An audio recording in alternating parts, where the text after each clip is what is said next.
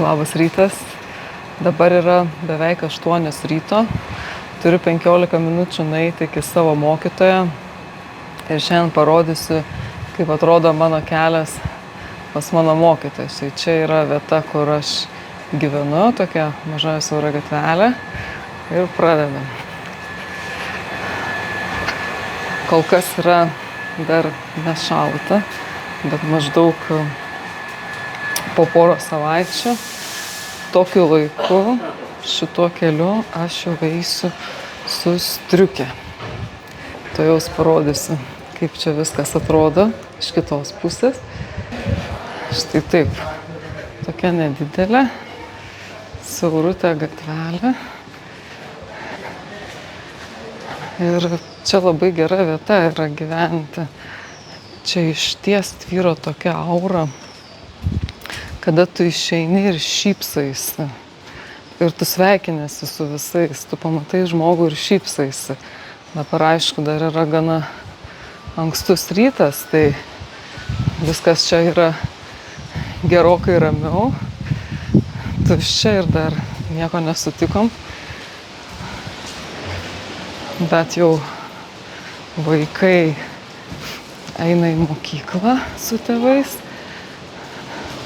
Kaip matot, yra sienos išpieštos ir aš pastebėjau, kad šiais metais yra gerokai daugiau išpieštų sienų negu buvo pernai. Va, mama eina su vaiku. Čia iš karto matote, ta vieta, kur jie eina, yra Ramanas Garden School vadinasi. Tai va šitoje mokykloje mokosi našlaičiai ir joje dirba lietuvis Rokas.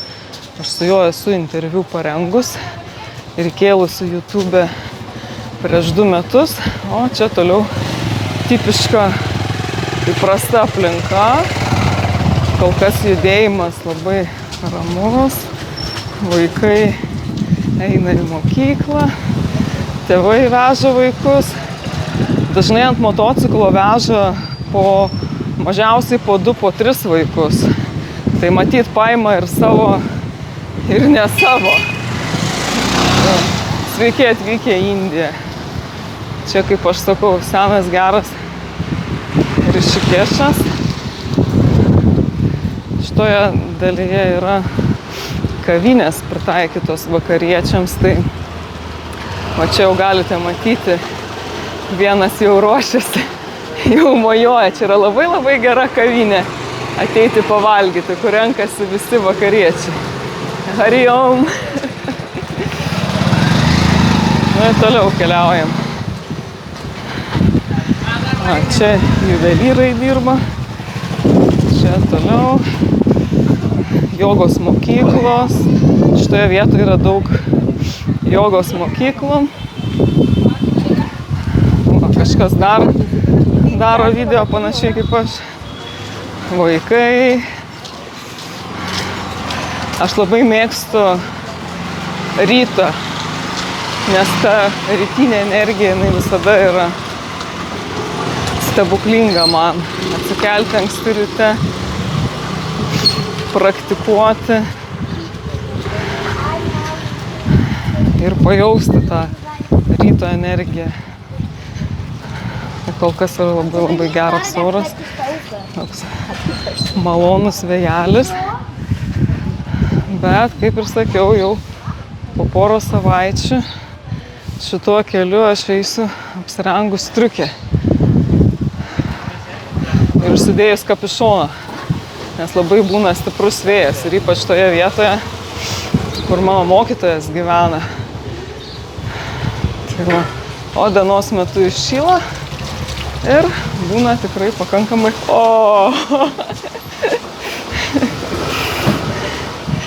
karšta. Tai va, dar mano vienas draugas hipis pravažiavo, jis gyvena prie pat mūsų.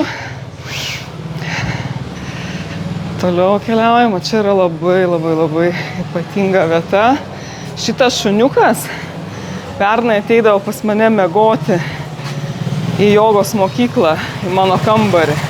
Jis labai gerai pripenėtas. Čia yra labai nuostabi vieta, kavinė, kur renkasi visi skanios kavos, pyragaičių, labai skanios bulkutės. Keliaujam toliau. Jau 5 minutės, kaip aš einu. Dar viena jogos mokykla.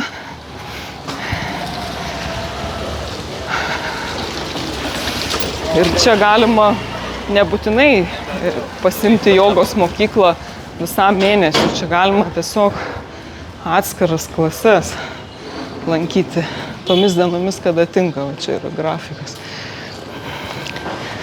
Toliau bus vieta, kur aš einu pusryčių valgyti, bet dabar nevalgysiu. O štai čia valgau pusryčius, labai skaniai gamina. Good morning. I come later. I go to Gurji, then come back and eat. Thank you. Bye. Tai va, karūtė, vaikai.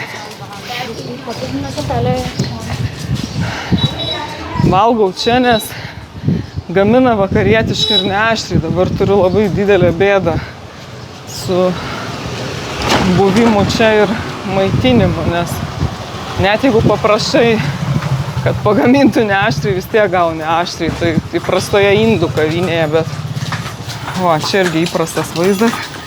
Praleidžiam, asiliukai neša smėlį iš gangos. Tikiuosi, man pasiseks. Nes visą laiką reikia atidžiai saugotis. Motociklai, asiliukai, karvės. Ir man pernai mano draugas, jogos mokytojas, pasakojo, kad jis matė, kaip bulius vieną vakarietę pakėlė ant savo ragų ir bloškė į žemę. Tai jeigu dabar eisim, jeigu sutiksim tokį didžiulį bulį, tai būtinai aš jums jį parodysiu. Tai va, štai koks nuostabus rytas, kaip aš galiu nemylėti ir išsikešą. Aš net nesitikėjau, kad sutiksiu savo žmonės būtent dabar. Va. Toliau keliaujam. Čia yra ir tokios parduotuvėlės, kur galima tokių buitinių įvairių prekių apsipirkti, vaisių. Labai tuktukas gražus važiuoja. Žodžiu, nuo mano namų, kur aš gyvenu, tik 7-8 minutės. Tai čia sultis spaudžia įvairias vaisių, daržovių. O, keliaujam toliau. Dabar jau išeisime pagrindinę gatvę. Ir va šitas kelias yra ypatingas. Aš iškart pereinu kitą pusę, nes matau, kad asiliukai ateina. Jie nešioja smėlį į statybas, nes automobiliai neprivažiuoja, tai asiliukai. Va, čia toks prieky yra ašramas, kur moteris vakarais renkasi. O čia yra tas kelias į Badrinatchą, kuris yra labai stipri jėgos vieta, kur aš važiuosiu kitais metais. Ir kelias į Kedarnathą.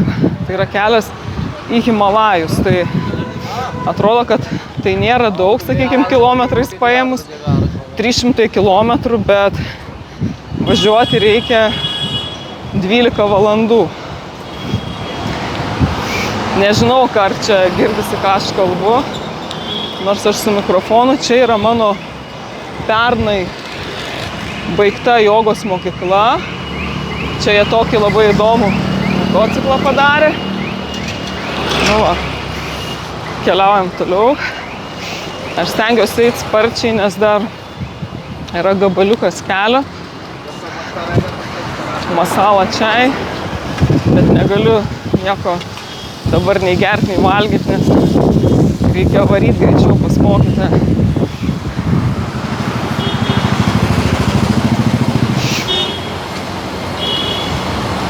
Čia po kairę yra kelias aukštyn irgi. Ten yra labai gražios vietos, tokios kaip kriokliai. Ir ten yra labai daug jogos mokyklų. Vat, jeigu į kairę pasukus, kur tas didelis automobilis pravažiavo ties ta vieta, ten yra labai daug jogos mokyklų. Vienas dalykas, kas čia liūdina, tai labai stiprios statybos vyksta. Jie stato ir stato, viską užstato, kiekvieną žemės lopinėlį, namas prie namo, aš neįsivaizduoju, kas ten gyvens tuose viešbučiuose. Nu, maždaug šitoj vietoj būna tas ypatingas jautis, dabar jo nėra, bet aš noriu pasakyti, kad dar tokio didelio kaip jis aš nemačiau. Gerai, keliaujam toliau.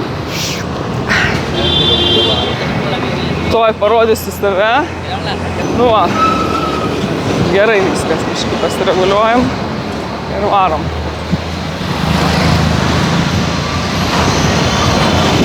Tai va, dar man liko toks gabaliukas paeiti šituo judriu keliu, bet tiesiog norėjau parodyti jum aplinką. Kaip atrodo tas Rišikešas, kuo jis gyvena, kokios čia vibracijos sklinda.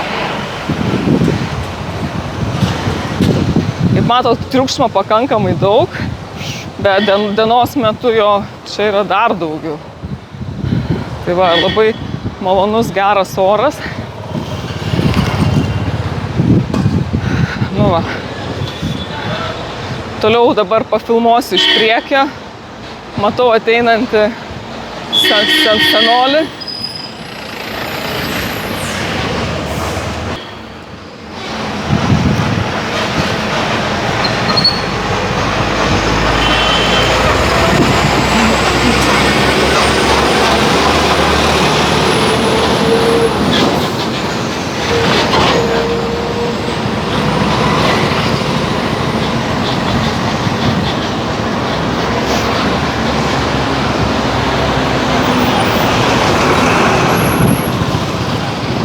Man čia patinka tokie būna labai išpuošti, gražus sunkvežimiai. Kol kas dar nei vienas nepravažiavo, bet čia labai įprasta juos yra matyti. Nu va, jau visai nedaug liko. Va, vienas toks atvažiuoja. Nu, šitas, sakyčiau, kukliai papuoštas, kukliai. Jie būna su tokiais prikabintais kutais. Va, čia yra toksai didžiulis prekybos centras, toks ale kaip pas mus, europietiškas. Nu, čia kavos galima atsigerti kažkur už 3 eurus. Čia brangu, nes šiaip už kapučino, už gerą kapučino čia galima mokėti panašiai €1,50. Paprastoj kavinėj. Kuo kavinė geresnė, to kapučino kainuojam brangiau. Tai va, jau visai netoli. Čia Šyva. Ir keliauju toliau. Va, ir čia yra jau matosi lenta, kurioje tas kelias į Badrinat. Kaip matot, jeigu matosi beveik 300 kilometrų, šitas kelias tikrai ypatingas yra. Jis veda į Himalajus, va, iki Badrinatko 300, iki Kedarnatko 230 beveik. Bet man reikia sukti čia į dešinę ir leisti žemyn. Va, šitas va kelias yra irgi vienas iš tokių kelių, kur galima prieiti labai gražų Gangos paplūdimį, bet dar reiktų į dar kokias geras 10 minučių. Bet mum Ganga yra gerokai arčiau, tai aš čia praktiškai neinu. Man šitas kelias tai yra kelias pas mano mokytoją ir tiesioginė, ir perkeltinė prasme. Vakar įrašinėjau video, dalinausi savo įspūdžiais dar apie Kašmyrą, nu, o sekantį jau kelsiu apie Rišikešą. Ir šiandien dar kaip tik džiaudamas skalbinius iš ryto galvoju apie praktiškumo vertę gyvenime ir dvasiniam gyvenime, kad labai svarbu tas buvimas ant žemės, žeminimas, tiesiog praktiškumas, paprasčiausias ūkiškumas žemiškose reikaluose, nes tai tokie dalykai labai paprasti, kaip pavyzdžiui, nevėluok pas savo mokytoją. Jeigu žinai, kad vėjas yra, tai padžiauk skalbinius su segtukais, nes kitaip jie nukris ir išsipurvins. Ir tu turėsi purvinus rūbus apsirengti. Tokie patys paprasčiausi dalykai, kurie prasideda nuo pačio ryto, kai mes atsikeliam. Jie yra labai labai svarbus. Ir manau, kad jie skirti ir verti dėmesio yra, nes susiduriu, kad nemaža dalis žmonių nelabai praktiški yra. Ir ypač tie, kas pradeda tą dvasinį kelią biškį skraidžioja padebesiais. Aišku, tai neišvengiama yra visiems. Tai va, tai žodžiu, labai vertingi tokie dalykai, mano nuomonė, kaip paprasčiausias praktiškumas, sukiškumas. Dabar situacija tokia, kad mano mokytojas neturi privažiavimo į savo sklypą, nors jis jam teisiškai priklauso, bet jis dabar turi tvarkyti visokius teisinius reikalus ir aš dėl to turiu eiti viešbučio kiemą pas savo mokytoją. Oi, kojas kliūna. Jau visai nedaug liko, 16 minučių, dar pasisvarijom. Va, pasisveikinau, vartelį atidaryti. Gerai, keliaujam toliau. Tai va, per viešbučio kiemą. Nu ir čia mano mokytas savo motorolerį lanko. Dabar vaizdelis yra toks. Svarbiausia, neišdripti. Nenukristi su savo visom kamerom ir mikrofonais. O čia yra mano mokytoja namukas. Kai jis pirko šitą žemės sklypą, tai čia nieko nebuvo, bet po to prasidėjo tas statybų vajus ir viską užstatė. Tai va, atėjau per 17 minučių, visai neblogai. Jeigu be kameros, tai tikėtina greičiau. Čia palieku savo batus. Va, ir einu savo mokytoją. Tikriausiai ilsisi. Harijom, Gurudži. Va, ir laukiu, kad mano mokytas pasirodys. Panašu, kad nepavėlavau. Welcome. O, mano mokytas Harijom, Gurudži. Harijom, Gurudži. Namaste. It's so nice to see you, Guruji.